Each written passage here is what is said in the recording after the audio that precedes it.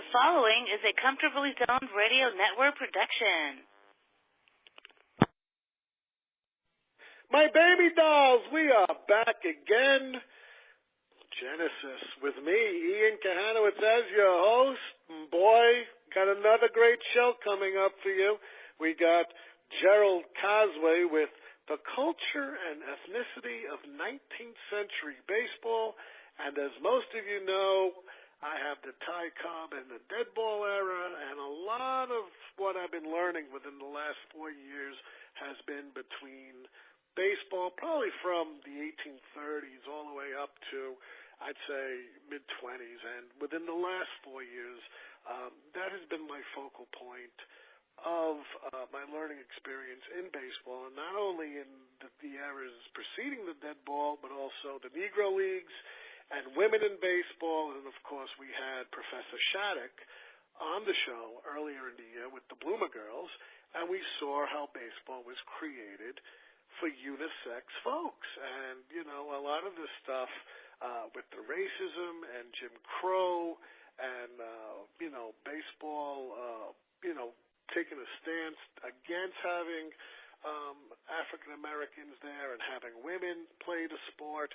It all happened pretty much by the late 1880s, and, of course, the Gilded Ages. Mark Twain penned that phrase. But, of course, you are listening to me, and I'm on the Comfortably Zoned Radio Network with the Zigzag Man, Ralph Tycho.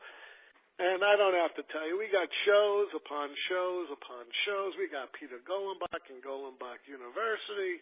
We got Hal Bach on Vintage Sports. We got Mark Littell and Mark Weiss on Mark and Mark in the midday. And, of course, I always like to rub it into Mark Littell that, hey, you're the guy I saw when I was 6 years old. You threw the ball at Chris Chambliss.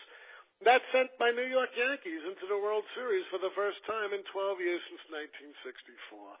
Great guy. I love him. He follows all my groups. Hey, we got Bill Kashadis in Philadelphia. Philadelphia, past, present, future. And not only do we focus on the Phillies, but we focus on the Athletics because, of course, the A's were there for 50 years. Hey, it's part of the history of the city, as well as the Negro Leagues and the Women's Leagues. And, you know, Philadelphia was a hotbed, as we'll also learn in this wonderful book by Professor Casway, that, Philadelphia is an epicenter of baseball. We'll find out why, and we'll find out why the Irish were as well. And before I get to Jerry, I want to tell you a little bit about the book because, the holidays are coming up. And this is a fascinating book. We had Eddie Acorn on early in the year. We had Professor Shattuck on early in the year. We've had other authors talk about the 19th century kind of ball. And we all know it's a different kind of ball. But here we're looking at who played the game. How was the game played? What was the environment like? And it's just a fascinating read. And even before I start the show, I implore all of you to go out and get this wonderfully written book. Jerry's written another about another character in the 19th century, and Ed DeLandre. Yeah, we're going to get to him as well. And like I told Jerry before the show, we're going to get a copy of his book. I'm going to have him back because I think this is real important. And most of our knowledge goes back to dead ball. We know there was a World Series in 1903. But before 1903, there was a baseball war. Before there was a baseball war, there was baseball leagues and reserve clauses and other leagues and unions and first unions. I'd say probably post-Civil War, maybe during Civil War, up until the early 1900s, before the formation of the American League, is still a dark and gray area for most. But Mr. Casway here is trying to put it in perspective. And, of course, Jerry is a professor emeritus of history at Howard Community College in Columbia, Maryland. The author of 2 books. He has published more than 60 articles covering 17th century Irish history and 19th century baseball topics. And I got a couple of them up here on my computer as we'll be talking to Jerry, and the inquiries are going to be fascinating because I find this a fascinating subject. Without any ado, Jerry, how are you today? I'm doing fine, and yourself? Me? every day I open my eyes, and as my listeners know, I'm able to walk out of bed. It's a good day. Well, it's like Carl Reiner said. He says, when I get up in the morning, I read the obituary column. If I'm not in it, I have a cup of coffee. Yeah, and you know, what is he? He's 97, I think. No, he's like 94, I think, yeah. Yeah, him and his son, the meathead from All in the Family, you know. He's old. He just turned 70, his son, you know. Yeah, he has a new movie coming out on LBJ. Yeah, I see. And you know, he's one of my favorite directors. When Harry Met Sally, one of my favorite films. Spinal Tap, one of my favorite films. Oh, Spinal Tap's a gem. Yeah, I mean, you know, whoever thought that him playing the meathead on All in the Family and then being married to Penny Marshall for a few years would fuel him to be probably one of the best directors in Hollywood. And he certainly is. I love him. I love Rob Reiner. I loved him with James Caan and what's her name in Misery. That was a great film also. Yeah. Those well, maybe we could interest him in doing a baseball movie.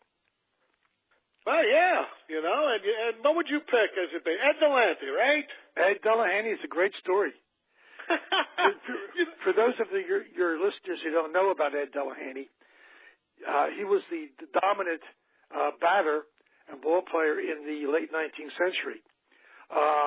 Many firsts. But the remarkable thing is that if you take a player of his extraordinary stature and if he disappears for 2 weeks and you find him at the bottom of Niagara Falls, that makes for a great mystery.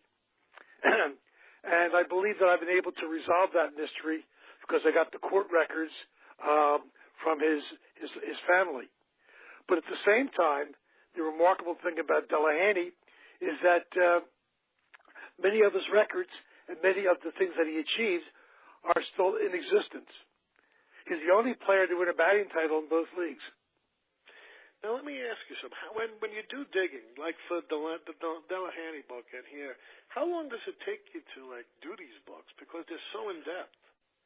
Well, remember, doing Delahanty and doing baseball, for me, was a complete about-face. Because for 30 years, I was a 16th and 17th century British and Irish historian.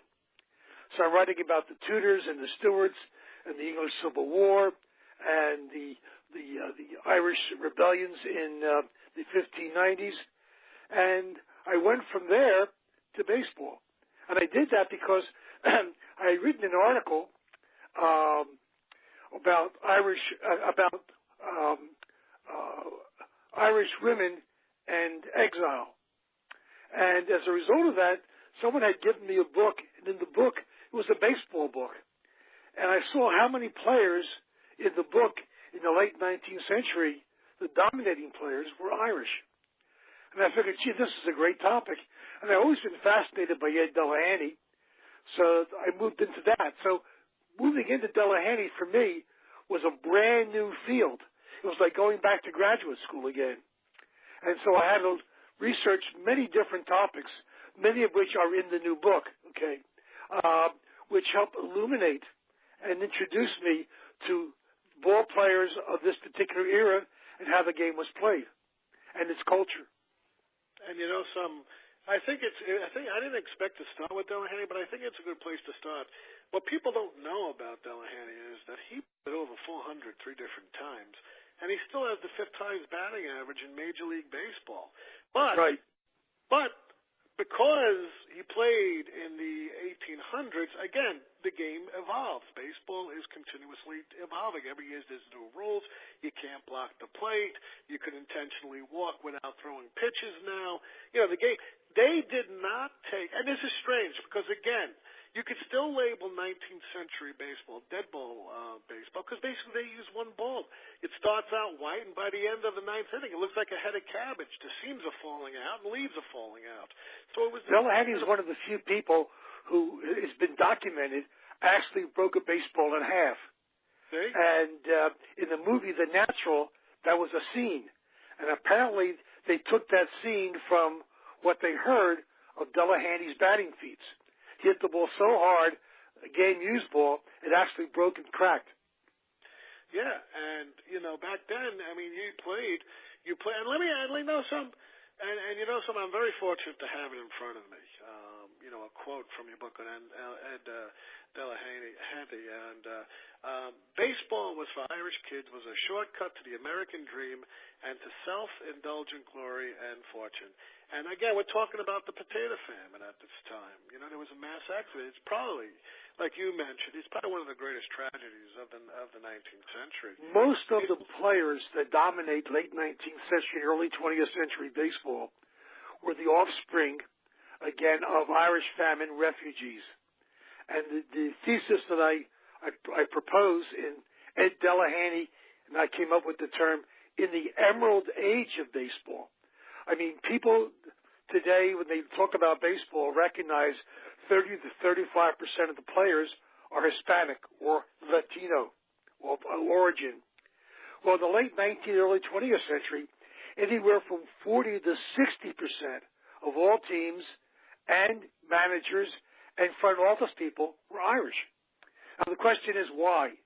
And the answer, I of course, I talked about that in the book, in the Delahanty book, but even in the new book, I emphasize and stress the fact that these kids that came over, and they wanted nothing more.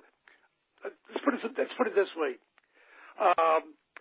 In terms of the 11 million plus people who immigrated to the United States,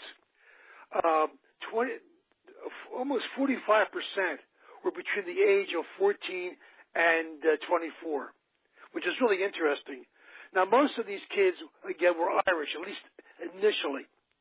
And these kids had a bat ball heritage or lineage. They played hurling. They were constantly carrying around, a hurley, which is the bat itself. And I didn't realize this, they were great handball players.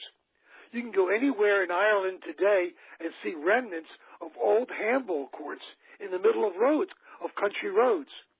They go out and have a few pints, and after the pints, since it stayed, light in the summertime, they went out and they played handball. And they brought those skills and that enthusiasm over to America, their new country. And what could be more American than playing, quote, the national game, which was a term that was linked to baseball in the late 1850s, before the Civil War. So to be an American meant to play baseball. And it literally became like a cultural totem for them. And that's why they dominated. You look at all the statistics about baseball in this era, it comes up Irish. And something, what's interesting here was the racism that the Irish experienced, which, it's mentioned time to time, but your book is like eye-popping because, agitators of the Irish saw the Irish as being black people turned inside out or a European Negro. Now, let me ask you this. Both of them were persecuted by, white Anglo-Saxon Protestants. Of course, the Protestants and Catholics go back, to the earliest times, especially back in when Luther left and Protestantism and the Anglican Church. But let me ask you this question. Why? I'll ask you two questions. When was the Emerald Age of baseball, the years, and why were the Irish in competition with the black players?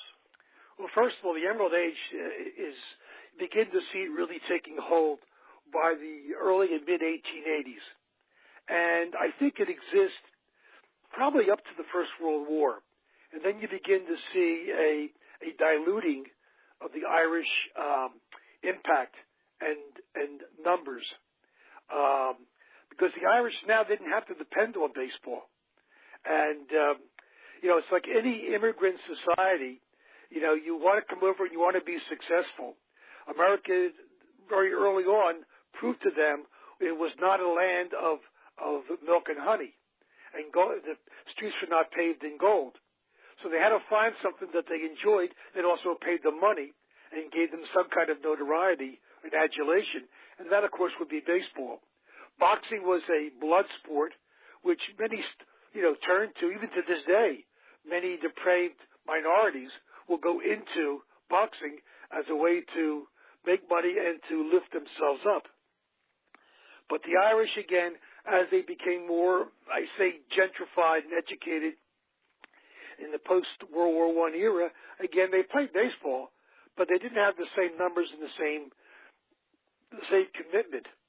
Now, the other part of the story was that when the Irish came over, there were no blacks in Ireland, at least not more than you can count on your hand. But the idea was that they were, as I say in the book, Daniel O'Connell, who was the champion of Catholic emancipation, told them that they had every right to support their black brethren who were, again, in servitude, like they were in servitude, again, in Ireland. But once they came to America, they moved into a society that was,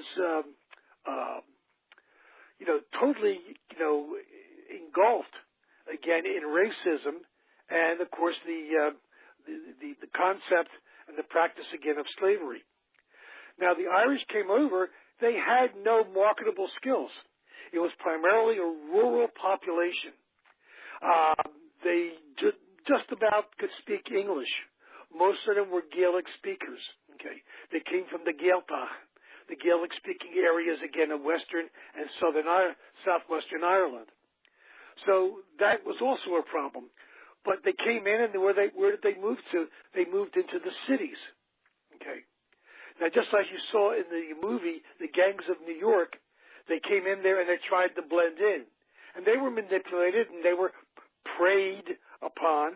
But the key was that when they went into the job market, the only unskilled positions that they were qualified for were positions held by blacks, by people of color.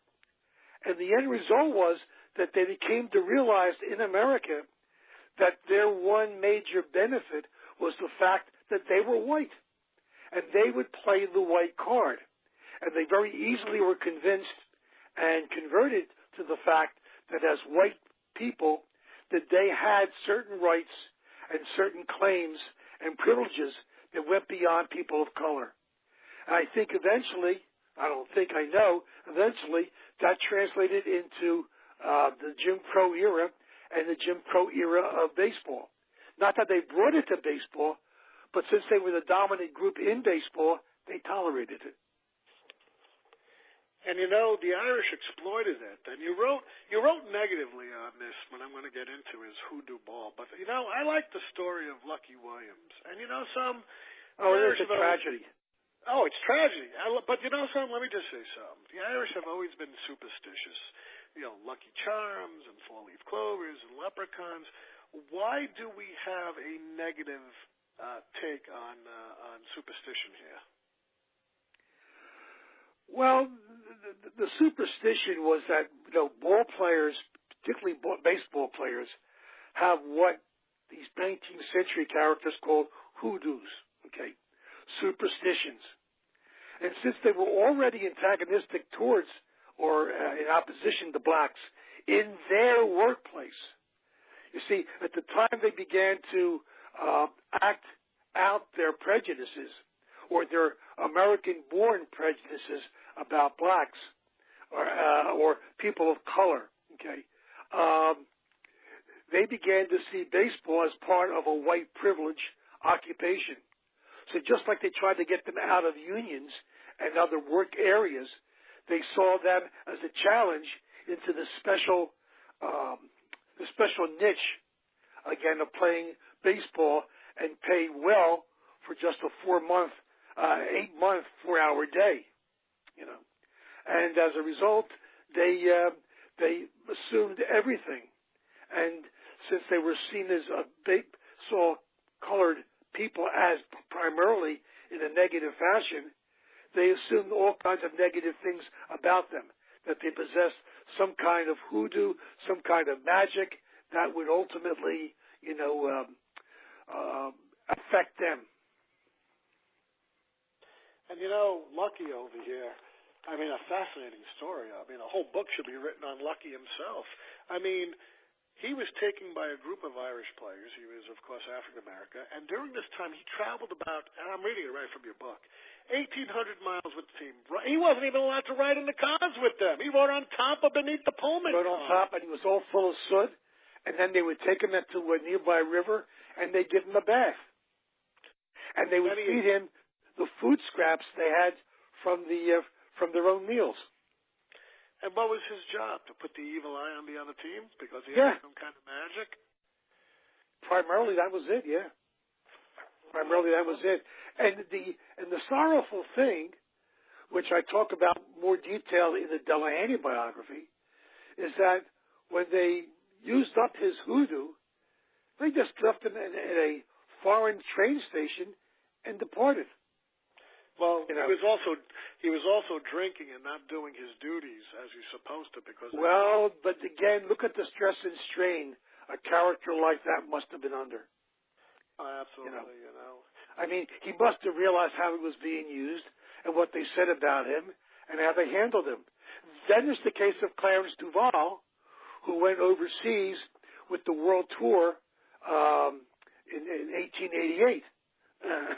And you read about in my chapter there how he was treated.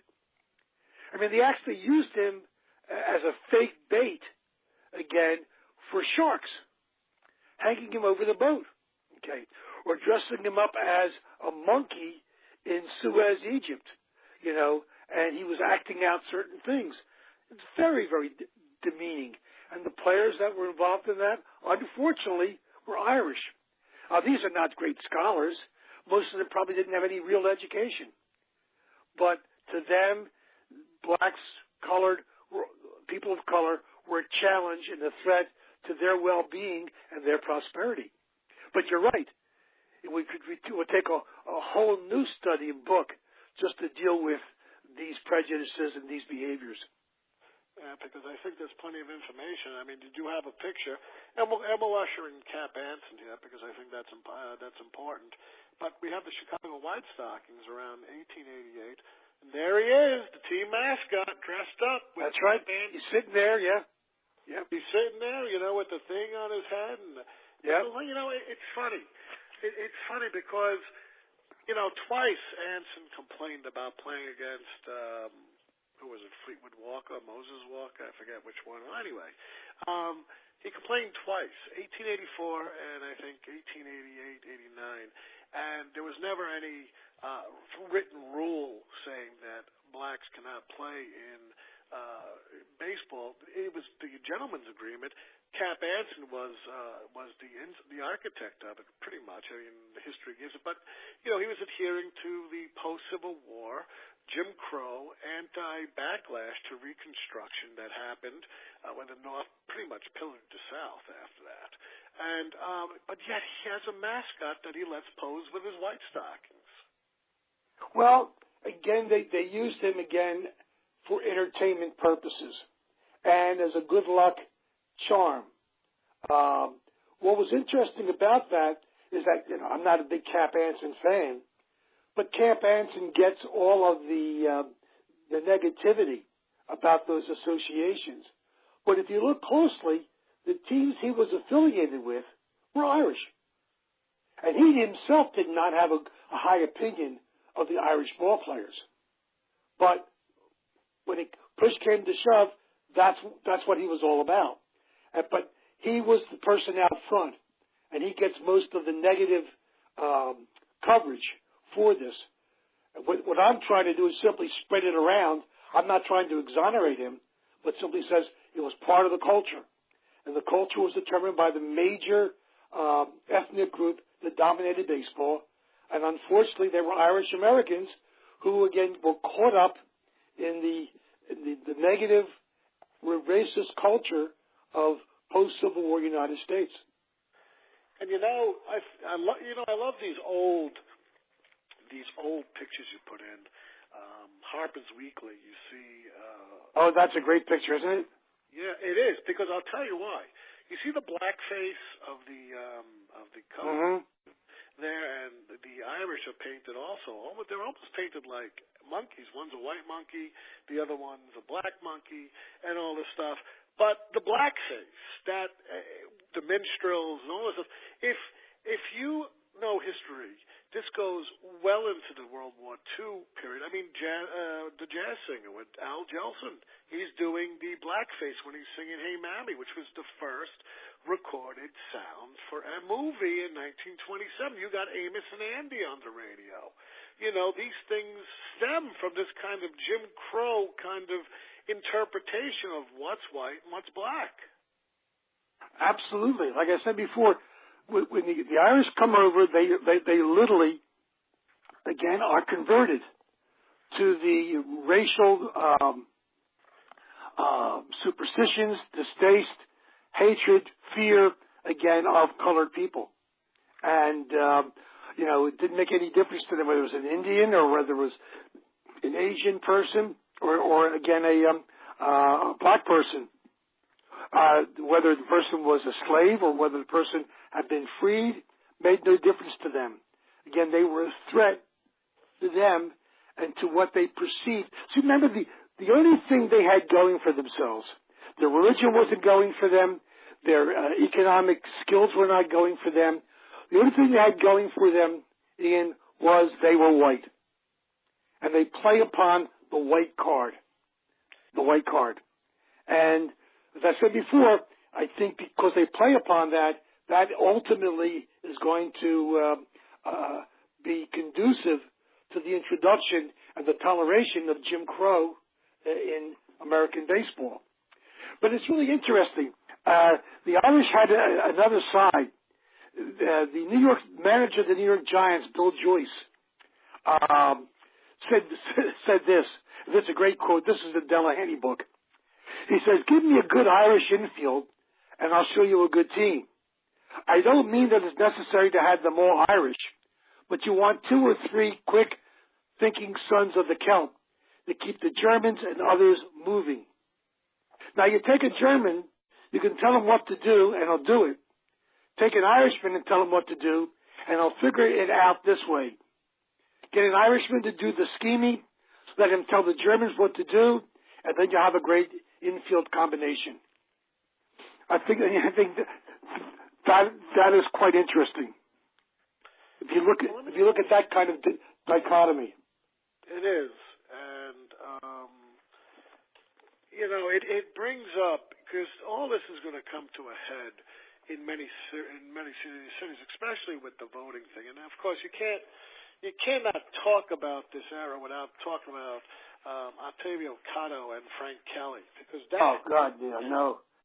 Yeah, they just put up a statue to Octavius Catto at City Hall in Philadelphia.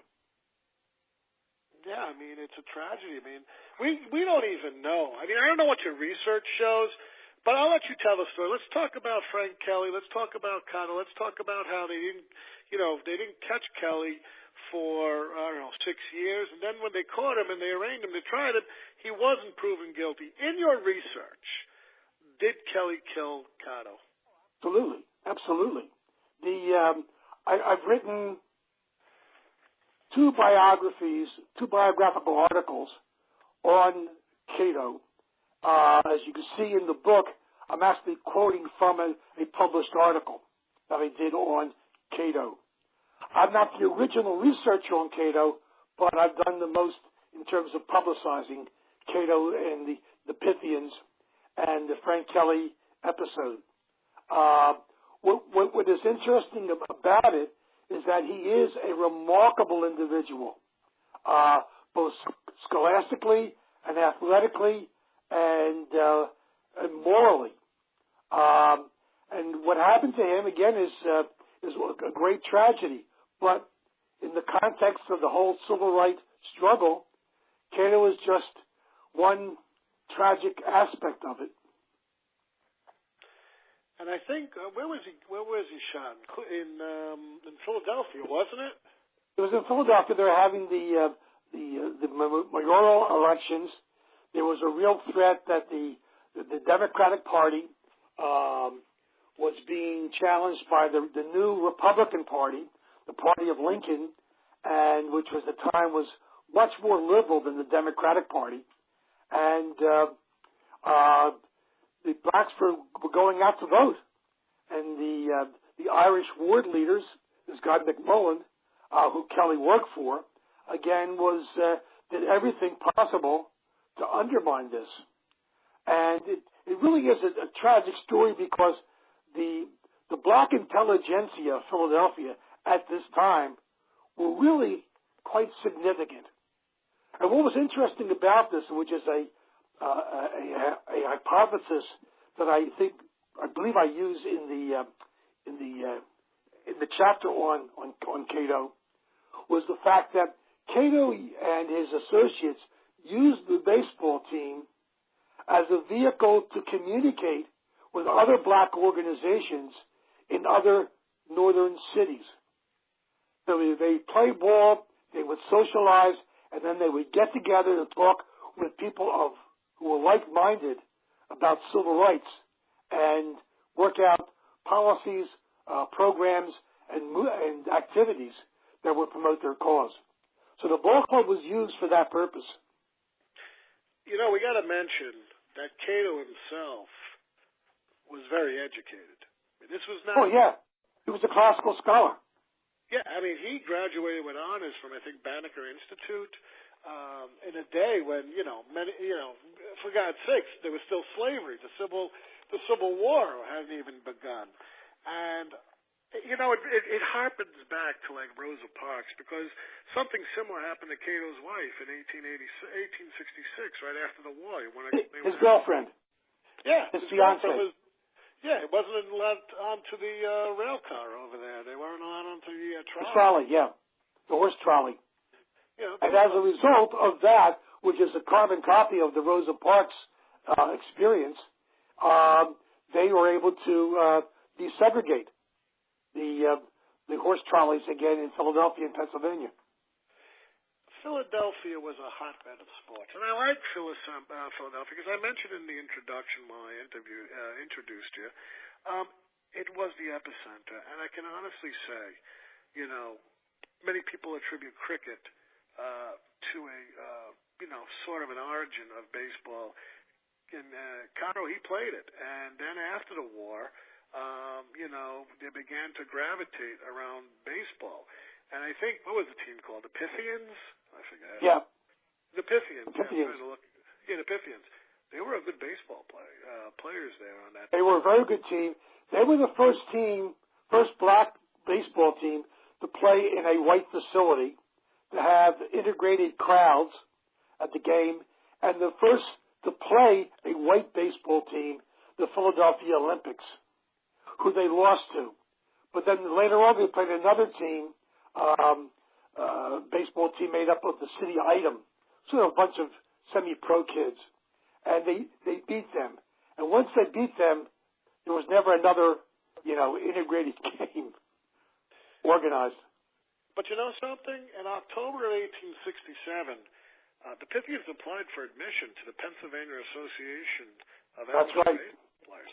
And what happened there? Because it says they withdrew their petition because they wouldn't they felt they weren't going to get the votes to clear them. Why did they have a feeling that this wasn't going to happen? Because a lot of their backers for this nomination were men who were officers in the National Association, and they were pretty confident that because of their influential supporters, they would be able to get this thing passed. Although probably in the back of their minds they knew this was really, really a long shot.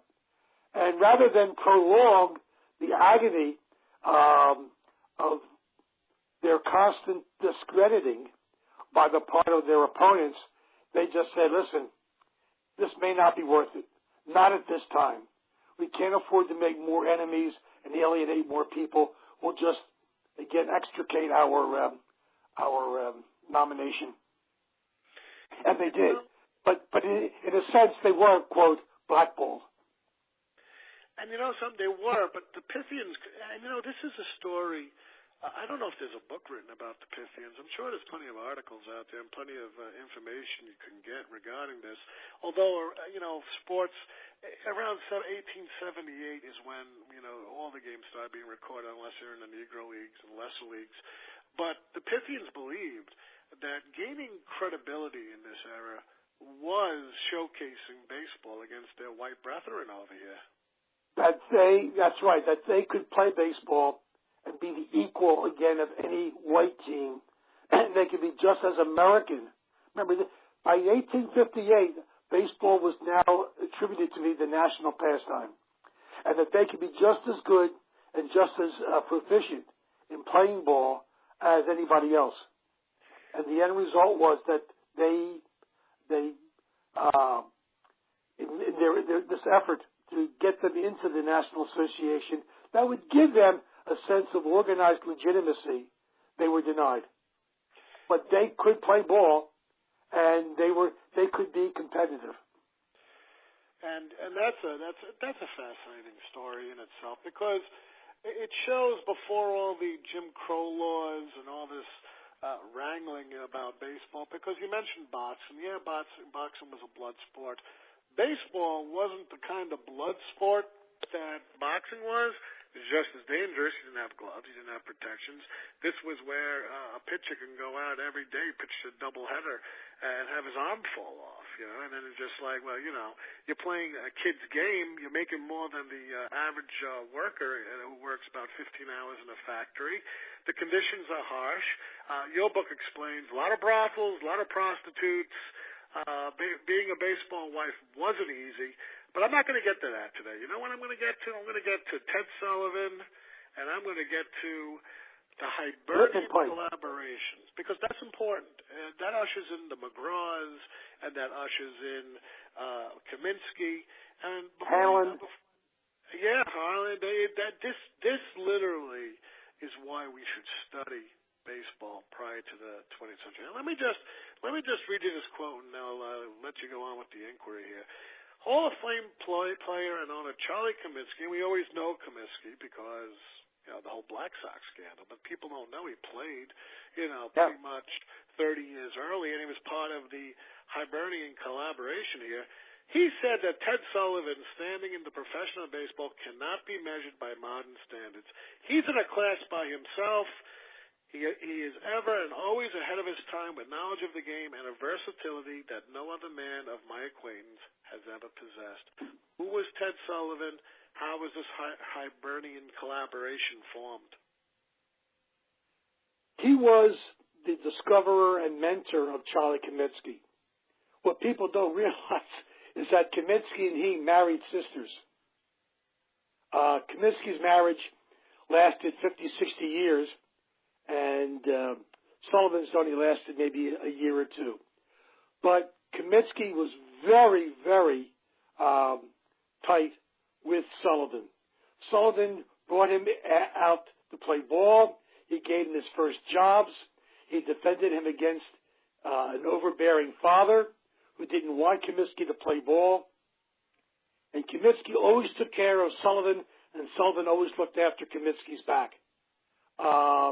It was Sullivan who becomes the manager of the St. Louis Brown Stockings in the American Association. And they won their championship from 85 to 88.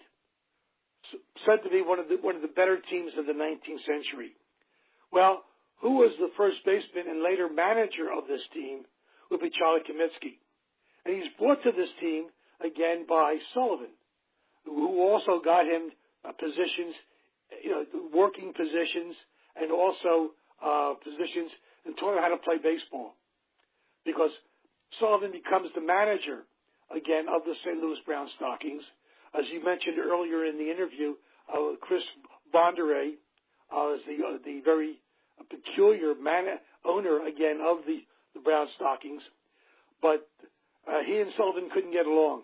Kaminsky was able to deal with him somewhat effectively and became not only the first baseman, but at the age of, I think 25, became the manager of this very, very successful team, which ultimately paved the way for Kaminsky gaining knowledge, background, and experience that moved him into becoming, again, a team owner which would be the Chicago White Sox, who were again involved in the 1919 scandal.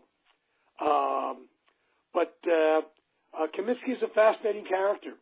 He's Irish, which most people are surprised at because of the name Comiskey, but it comes from a Gaelic Okomitska, and therefore they don't realize that we're dealing with another Irishman, working with an Irishman, Ted Sullivan, in, again, this emerald age of baseball. And Comiskey helps popularize a style of play that will be picked up by successful later managers, John McGraw and Ned Hanlon, and even Connie Mack. You know, most people think Connie Mack is the gentlemanly old man wearing the suit on the bench. But Connie Mack could wheel and deal and play real hardball with umpires and other players as anybody else. Well, this was gained from Charlie Comiskey, who in turn got it from Ted Sullivan. And you know, and we're going to go into this later because I'm going to be ending my inquiry here because I'm going to have to do a part 2. We may need another phone call. Well, you're going to need another phone call because I got to get to Pike. I got to get to the women here. I've only scratched the surface, which I knew I would, because this is a very, very, very important topic, and I want people to understand something.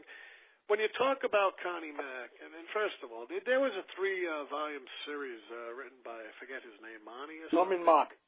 Yeah, Mon. And that was a few years ago, probably the best biography series on Mack. I mean, I couldn't sit there with a top hat and suit in 100-degree weather with my buttoned up to my neck, sitting in a dugout, the tall tactician, whereas McGraw was the little Napoleon. Now, again, we're talking Emerald era of baseball. We got Willie Keeler, we got John McGraw, we got Joe Kelly, Hugh Jennings, we got to get to Hanlon.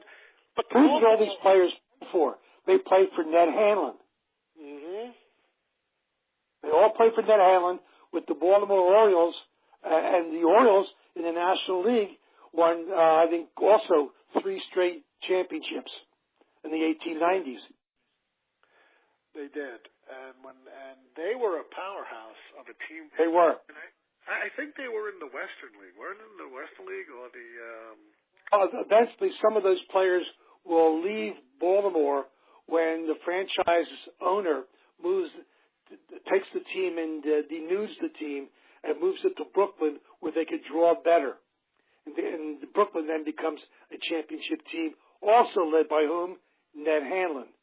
And both of these teams, the Orioles and later the Brooklyn Bridegrooms, they don't become the Dodgers until the 20th century. But they were originally known as the Trolley Dodgers because the stadium was next to a trolley terminus, and people had to get from the trolley to the ballpark. They were dodging trolleys. That's right. That's where that comes from. And here's a little tidbit about where I grew up, because that trolley line, which went down Nostrand Avenue and then cut into Flatbush Avenue, which went literally later on when Ebbets Field was built in 1913, they knocked that trolley center down on Nostrand Avenue and what's Avenue U, built an apartment building in the 1960s, and I lived in that apartment building from 1970 to 1985, and I always saw the trolley tracks coming out of the building because they didn't cover it up. They didn't take it out. They just covered it up with asphalt, and it was an amazing thing that I lived in the trolley center that went down to Flatbush Avenue and Ebbets Field. So you actually were a participant in the Trolley Dodgers to become the Brooklyn Dodgers, who become the L.A. Dodgers. Well, I was born in '70, so it's the Dodgers. I know, but you lived and you I lived right yourself there. with that landmark. Yeah, I lived right there, and it's, you know what? I've moved out of Brooklyn. My family and friends still live there. People don't know that Brooklyn had like 3 baseball teams. It wasn't even part of New York City until the late 80s. Mm-hmm. I mean, it's so rich, and again, this is all part of the 19th century culture because, again, who's playing baseball? Like I said earlier, unisex was made for both women and men. Doc Adams, there's a big push. I speak to Marjorie Adams, his great-granddaughter. I met her a few times. She lives about an hour away from me in Connecticut. And we get together. Doc Adams formulated this for exercise. So who's playing baseball? Jews, Irish, blacks, immigrants who come to this country, Native Americans. You got all these folks. We're going to get to this inquiry the next time. We're going to probably begin with Pike and the Jewish folks long before Greenberg and Koufax. We had Pike. I had a great time today. I don't know about you, but I could just keep talking and talking. I can't believe that the hour or whatever it is has gone so quickly. Well, that's because everyone tells me before they even come on to my show, how are you going to do this in an hour? I don't understand. This is all the other interviews I've had were like 15, 20 minutes, and that's it. And that's because I told you before the show, I go into in-depth detail. I've read enough about these areas that I can actually converse and throw in different things to make you think about your research and how you formulated the book. But I do thank you for being here today, Jerry. We're going to get you back on the show next month. I'll give you an email. Hold the line, as I tell all my authors, because I'll speak to you after I end the show. Folks, you got to go out and get this book. Jerry was kind enough to come here today. I love the discussion with him. Next time we'll move forward. We'll move into the Jewish things of baseball. We'll move into what Ahi did in St. Louis, because I think Ahi was a pioneer. A lot of people, I had Ed Acorn on my show, and of course, Ahi wanted to promote beer, and a lot of these guys, they had other businesses. We had streetcar magnets and all this, investing in baseball because there was an ulterior motive of improving their businesses. I think Rupert on the Yankees also was a beer magnet, and again, you put up billboards, in the Polo Grounds, you put it up at Yankee Stadium, you're going to sell beer. But we're going to get Jerry on the next show. Go out, get this book. Where can we find it, Jerry? Amazon and McFarland? Yeah, it's any place that you would where they sell books. I would have liked to have seen the book come out at spring training time, but it came out in the end of the summer. But it's selling well, and but it describes the culture that I discovered while doing the Delahanty book. That shows that baseball was a microcosm, again, of American culture.